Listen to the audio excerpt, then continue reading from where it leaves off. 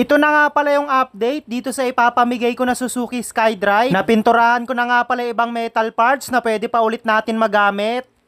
Ito na nga pala yung day 4 ng pagbubuo ko dito sa nabili kong Suzuki SkyDrive, si Project Tagtag. Bali ngayong araw nga pala, nagsimula na ako magpintura ng ibang piyesang magagamit pa ulit. Noong nakaraang video nga pala, natanggalan ko na ng lumang pintura tong gas tank, pati itong CVT cover. Kaya mano-manong kiskisa naman ang liha yung gagawin ko ngayon para mamaya mapinturahan na rin natin. At para mas maging pulido nga pala yung pagkikinis dito sa gilid, ginamitan ko na nga pala to ng wire brush. Sinama ko na nga rin palang tanggalan ng kalawang itong center stand, itong luma pa rin kasi yung gagamitin ko. Kaya nung nakinis ko na nga palang maigi, saka ko nga pala binugahan niya na surfacer. May mga maliliit na gasgas na nga rin pala tong CVT cover, kaya kailangan ka palang ko yung pagbubuga. Saka ko nga pala isinunod tong gas tank dahil may papalapit nga pala na bagyo, kaya makulimlim ngayong araw. Siguradong hindi makakatuyo kung mag-aantay lang ng oras, kaya ginamitan ko na nga pala to ng blower. At makalipas lang halos 10 minuto, natuyo na nga pala to, kaya binugahan ko na nga pala nitong black. At dahil pang purista build lang naman yung ginagawa ko, kaya okay na sa akin tong spray paint. At ito na nga pala yung naging final kulay nitong CVT cover, hindi galawang pang professional pero pwede na. Kaya nung natuyo na nga pala, in-spray ko kanina na surfacer dito sa gas tank, sinundan ko na re-sprayan ng black. Medyo pahapon na nga pala ngayon, kaya hindi na ako umaasa na magkakaroon ng araw, kaya binanatan ko uli ng blower. At bago magkalimutan, sinalang ko na nga rin pala tong center stand, binugaan ko na rin. Parang sa dami ng nabuo kong project bike, iilan lang yung motor na nahugot yung center stand ng walang kahirap-hirap. Lalo na sa Yamaha tsaka Honda, kapag medyo luma na yung motor, pahirapan na talaga, nag-i-stack up. Kaya nung natapos ko na nga pala i-sprayan yung mga malilit na pyesa, dito naman tayo magpo-focus sa buong batalya. Hindi ko pa nga pala natatanggal yung side stand nito, ngayon ko lang kasi napansin kung kailang pipinturahan na. At dahil halos kainin na nga pala ng kalawang tong tornilyuhan, halos hindi mo talaga matanggal kung hindi mo i-spray ng lubricant. Kaya nung naging chocolate na, saka ako nga pala ginamitan ng impact, natanggal din agad. Pati nga pala yung lock ng upuan, nakakabit pa, kaya binaklas ko muna para hindi ma-sprayan mamaya. Dahil medyo palaban na nga rin pala yung manubela nito, tatanggalan ko na ng tornilyo tong handlebar para masilip natin yung mga bearing. Plano ko rin kasi pinturahan sana yung tipos para medyo gumanda yung kulay. Kaya pagkapukpok ko nga pala pataas nitong handlebar, natanggal din agad. At para matanggal nga pala tong tipos, kumuha nga pala ako ng flat screw, pinukpok ko lang pa counterclockwise tong lock sa taas. Parang ito na ata yung dahilan dahil medyo pumapalag, sumobra na kasi sa sikip. Okay pa naman yung mga knuckle bearing na nakakabit dito, medyo tuyo lang yung grasa pero wala pang kalawang. At dito nga pala sa punto na to, medyo nag-game over ako, yung ehe kasi ng swing arm ayaw talaga matanggal. Halos naglabasan na lahat ng ugat ko sa kamay pero hindi man lang gumalaw kahit bahagya. Sinubukan ko muna spray ng WD-40, baka sakaling matinag, sabay pukpok na rin pero wala talaga. Siguro kumapit na yung kalawang nito sa loob ng ehe kaya ayaw umikot.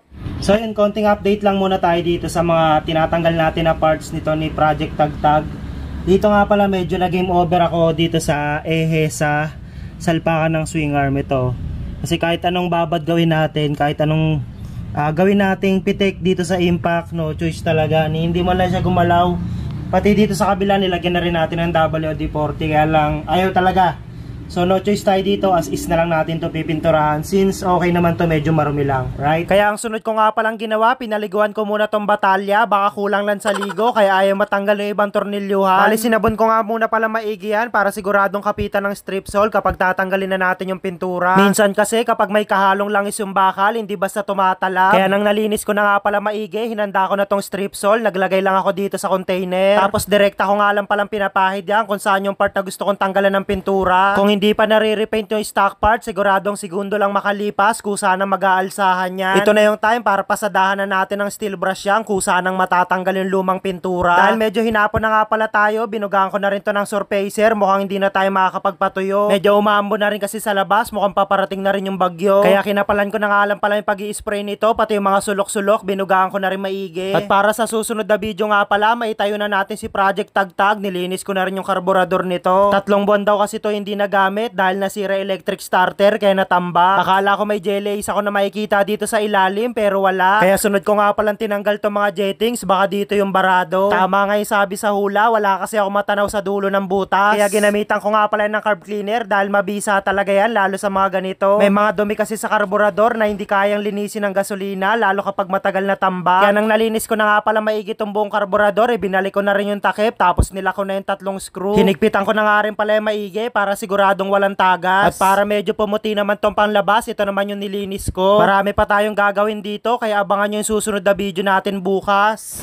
So yun na nga, mag-update muna tayo ng mga nagawa natin ngayong araw para dito ngayon sa day 4 nito ni Project Tagtag. Medyo inalat lang tayo dahil hindi maganda yung panahon kaya hindi tayo nakapagpatuyo nitong batalya. Pero na-spray na naman natin siya ng primer. Tapos itong gas tank, pati itong CVT cover, ayan, parese na pinturahan na rin natin.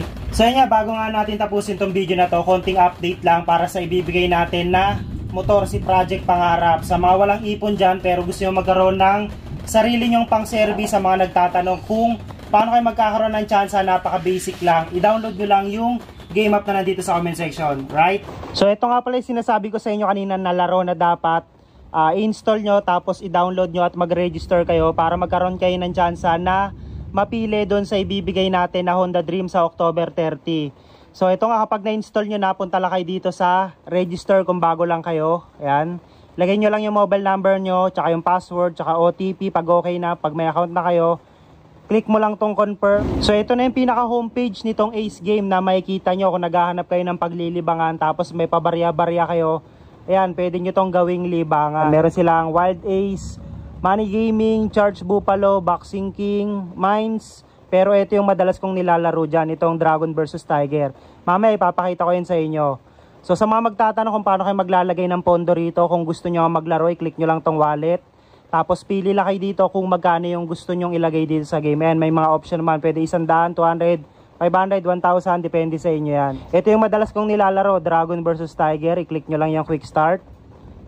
So basic lang naman laruin to. Pipili lang kayo kung Dragon or Tiger. Kung ano yung mas mataas na baraha, yun yung mananalo. Tapos dito nyo makikita kung magkano pa yung balance nyo dito sa laro. Ayan, meron pa ako 144. Lang subok tayo ng 5 piso dito sa Dragon. So kapag mas mataas na baratong Dragon, automatic yan dito dadagdag sa gold coins natin. So alas, tsaka tres. So ganun talaga.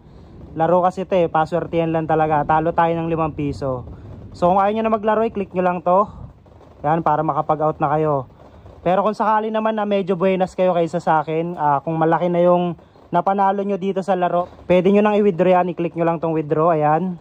Tapos lagay nyo lang dito kung magkano yung i-out nyo sa game. So automatic yan papasok sa Gcash nyo. Ayun, ulitin ko, kung gusto nyo magkaroon ng chance na mapili dun sa ibibigay ko na Honda Dream this coming October 30, huwag na kayo magpatumpik-tumpik pa, i-download nyo na to, right?